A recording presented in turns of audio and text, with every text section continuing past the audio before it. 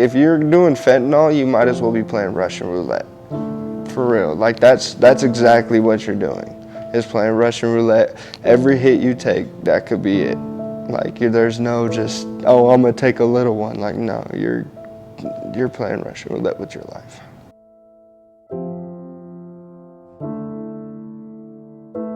My name is Stephanie Myers. I overdosed from fentanyl, and I'd like to share my story and how that happened. So I definitely never meant to become addicted to fentanyl.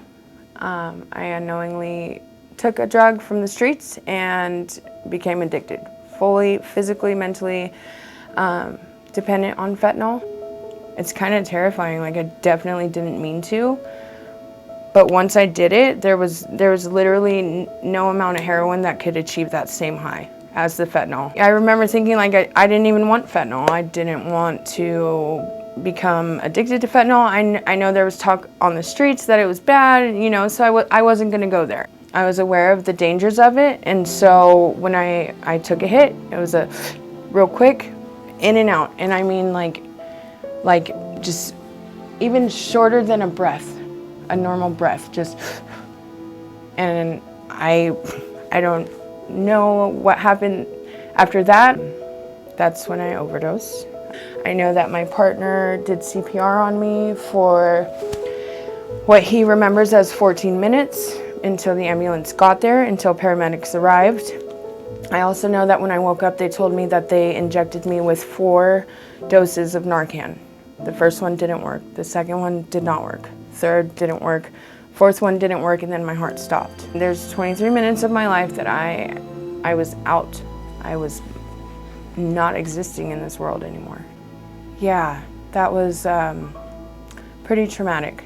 You never know or think that you're gonna overdose and die in your house. This drug, it's so powerful. Like, I cannot express adequately with words how powerful fentanyl is. Like, I will never forget the withdrawal that came along with it. Mentally, emotionally, physically, like, just the desire to exist is very minimal. And that's the scariest part, is you unknowingly purchase it, or whatever, you're trying to smoke a joint or something so small, you think, and it's laced with fentanyl, and then your body becomes so addicted to it. You physically cannot function. I mean, I look back at pictures of me while I was on fentanyl, and I was gray. My skin tone was gray because my body could not function without it, and on it, quite frankly. If you think you're above the possibility of overdosing and dying, if you think you're above being addicted to fentanyl, which leads to overdose, I think you're wrong. I know you're wrong. I think it's a matter of time before you will die. I also want to just express that there's a better way. There's a better way to live life without risking your life, without dying.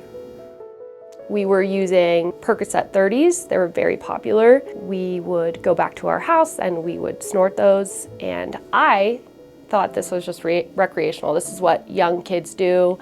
I'm in my early 20s, I have a great job, I'm going to college, I'm gonna have a great career one day, I'm just experimenting, right? From there is where my real heroin addiction started. I'm not going to school anymore, I'm failing all my classes.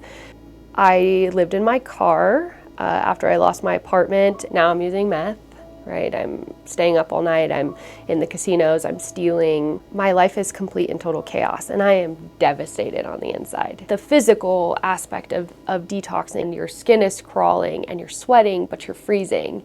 And you're sick, but there's nothing that you can do to help that.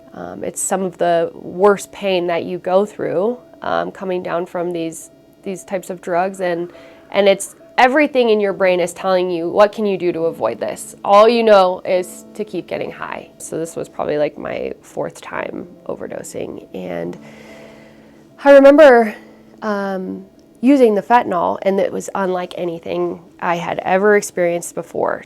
Fentanyl is 10,000 times stronger. From what I'm told, I smoked it 3 times, so I inhaled it 3 different times. I don't remember any of it. So they used 2 Narcans, 2 of them in my nose, and then 2 separate injections in my arms. over like a 10-minute span. Thank God I woke up, because there was no talk of, 911's coming or anything like that, right? After that, I mean, that was it for me. I'm not ready to leave this earth.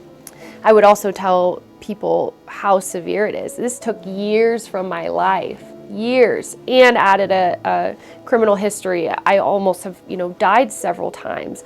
Strained the relationship with my family, strained relationships with my friends, physically injured me. There's things that I still have to work out years later. And this all started from recreational drug use, right? This just started from thinking like this one, pill is just a good time, which then turned into dependency, then withdrawal, and then, criminal activity and death, really. That is the chain of events. That picture is a great visual, looking at that and seeing what happened, by using these drugs, what happened to me in such a quick span.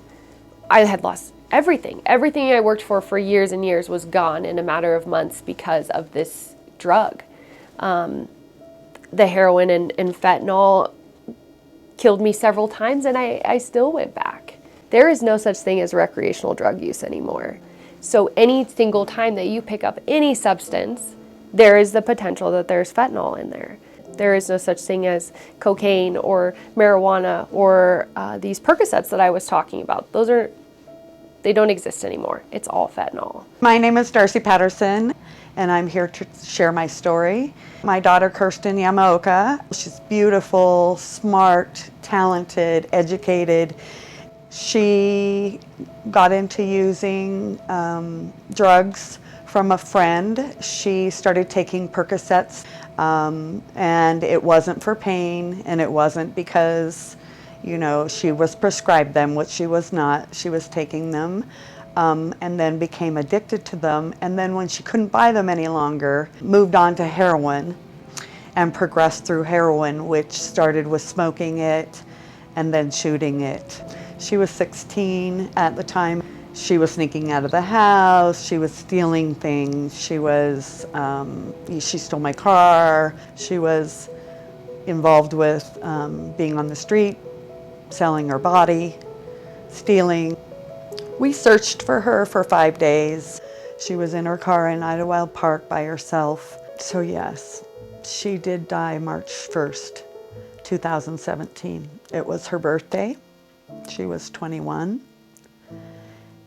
And she was all alone. Of course, I lost it and couldn't function, didn't know what to do, and I fell down on the ground outside, and I was so loud and so scary that I scared my son.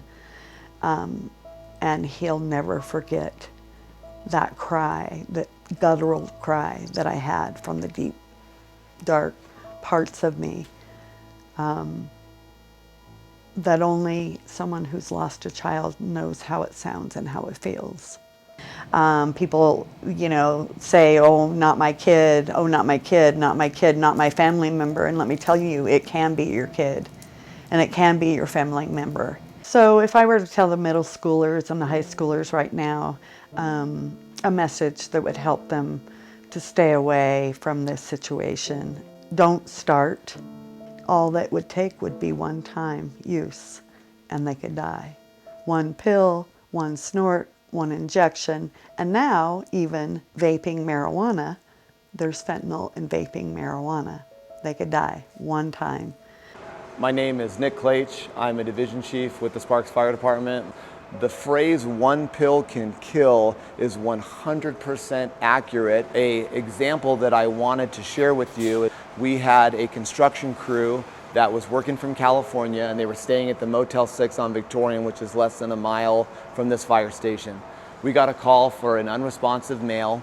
One of their friends who was part of the crew injured his back during the day, and one of the other friends said, "I have a pain pill that someone gave me. He thought it was a Vicodin." The man took it, laid down on bed to take a nap. When they came back an hour and a half later, he was deceased. There was nothing that we could do as medical responders. His heart had stopped, he had no brain activity, and he was a 25-year-old man. When you looked at him, he was strong, he was healthy, he had a family, he had all the things ahead of him, and it was a mistake that his friend didn't even know was occurring. The pill looked exactly like a real Vicodin. It was the same color, it was the same shape. You cannot tell which pill is real and which one is made with fentanyl. It's just basically called a pill pressing operation. So you have people that have no medical training, they have no schooling, and sometimes they're using a ninja blender to blend this product up to what they think might be right, and then they're stamping it out with presses that look exactly like a real pill that you would get from a medical doctor. So the message that I would give to any person, especially our youth, all of the different things out there that could get you high could potentially be laced with this super strength fentanyl, and any ingestion of it could be fatal to you the very first time that you ever use it or that you ever ingest it. One of the challenges is there's a misconception that Narcan can just reverse any overdose without effect.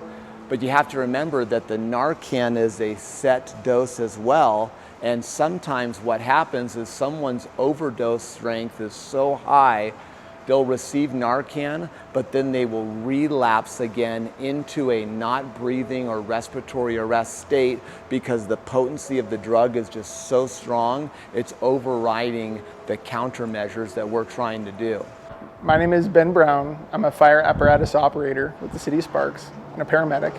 I've had many experiences with opioid overdoses, fentanyl overdoses, and over the last 5 years, we've had many encounters with fentanyl, to the point where I've had an encounter almost every time I come to work.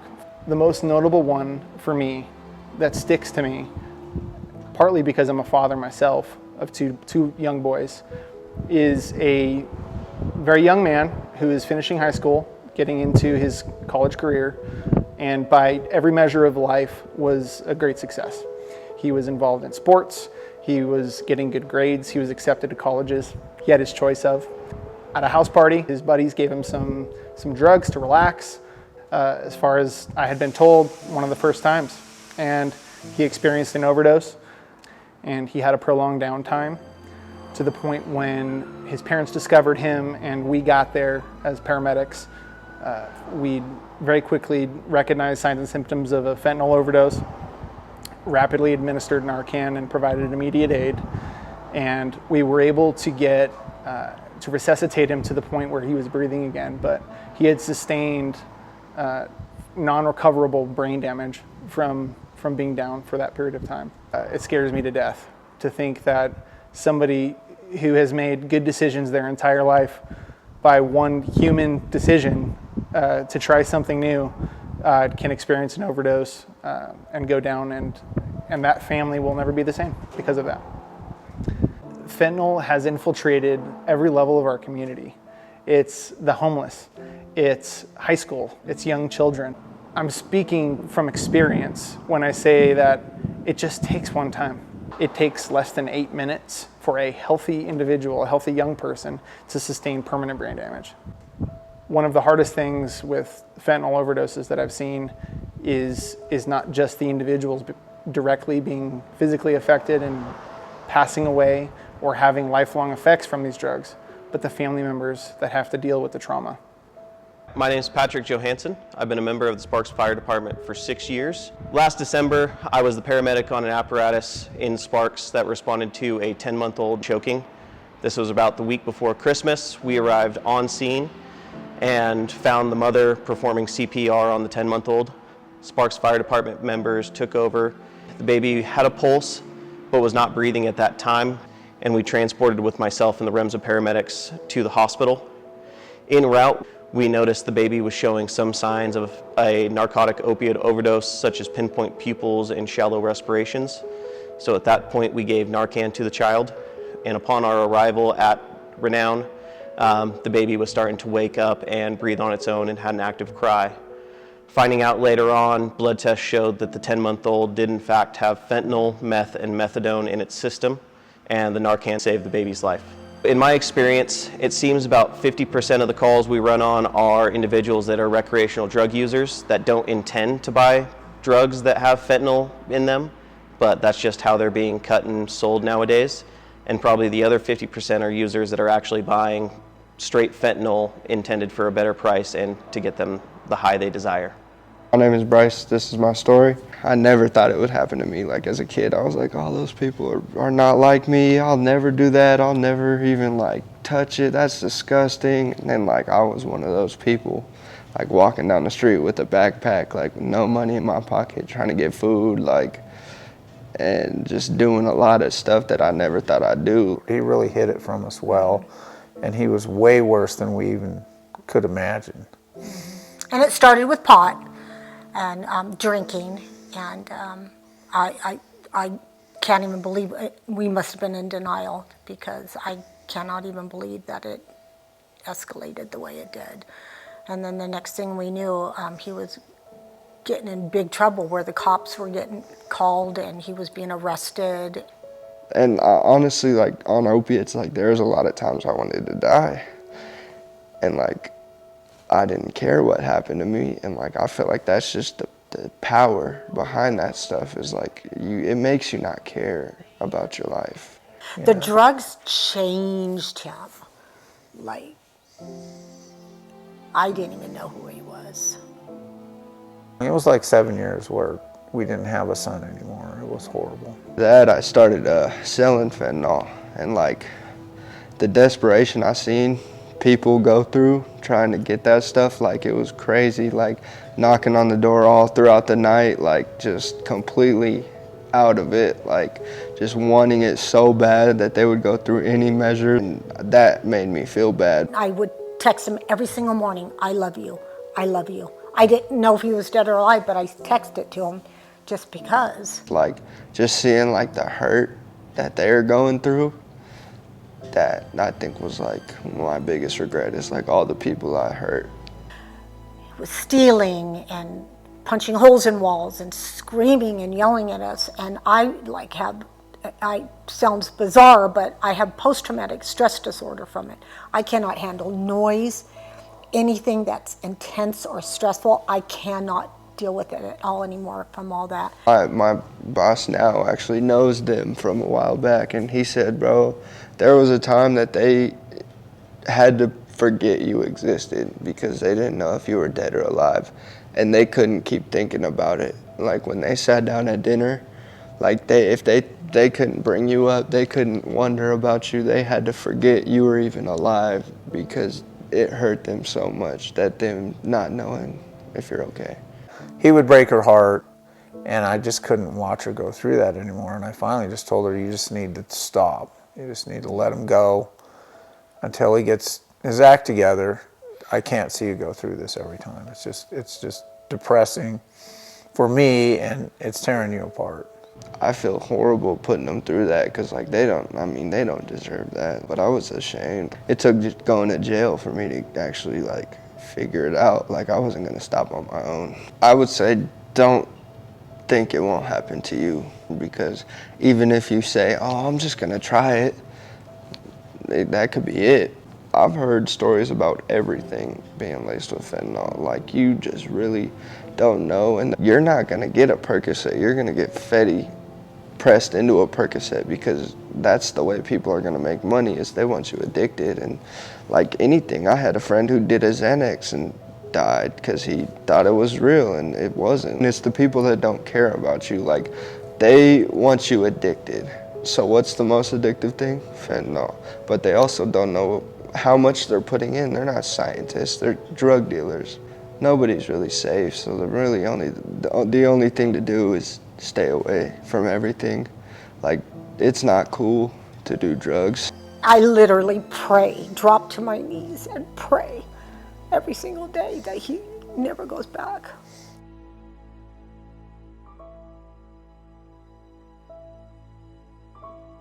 Oh man, my whole life is so beautiful. My life is phenomenal. I I actively participate in my community through Narcotics Anonymous, through other women trying to change their lives. I get to be the mom that I was always meant to be. I have a toddler. I have a 10 and 14-year-old as well, and I get to be a part of their life. I get to live life now. I found a better way, and I found a way to cope with anxiety, depression, PTSD, even just everyday stresses. My life is beautiful. And I wouldn't have that life, you know, if it wasn't for Narcan. I wouldn't have that life if it wasn't for paramedics. And I'm grateful. I'm so grateful. My life today is a complete 180. My life today is full of joy and happiness and gratitude and smiles. And it's definitely safe to say my life on fentanyl and on drugs was completely opposite. Completely opposite. And I'm grateful. Yeah. I like that question. That question's easy. I made a decision to change. So May 3rd of 2018, that was my biggest arrest. To May of 2022, I was able to get my bachelor's and graduate UNR, which is a really big deal. I am the program director with the Family Violence Prevention Program. I oversee several grants and I help victims every day get out of situations like I was in. I'm currently in my master's program at the University of Nevada, Reno. I'm studying business administration, working on opening my own nonprofit that will help the population that I was in. So reentry and transitional. How can we help you stay clean? How can we help you be a productive member of society? How can we get you to never go back to any of that stuff again and to create a life that's worth living? I immediately started to look for ways to prevent moms and dads from feeling the way that I did. We established Wake Up Nevada in 2020, and what we do is we provide Narcan. We provide fentanyl test strips and xylazine test strips to our community at no cost. We provide much needed education to the community.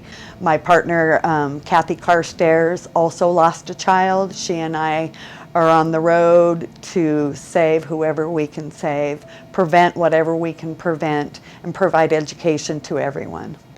I don't know, I count my blessings, and like I look at it as like I got another chance, so I might as well make the best of it because not many people got that chance. It was the most amazing, proud moment knowing that he wanted to tell his story and help some other kids. Save a life, even if it's one. I really try to push sobriety on everybody because it's honestly the best thing that's ever happened to me.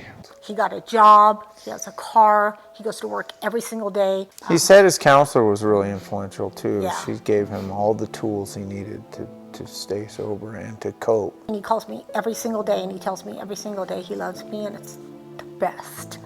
And that's actually what he explained to me when he first got sober. He said, all my friends were dying around me. And he goes, I just didn't want to go there. I wanted out.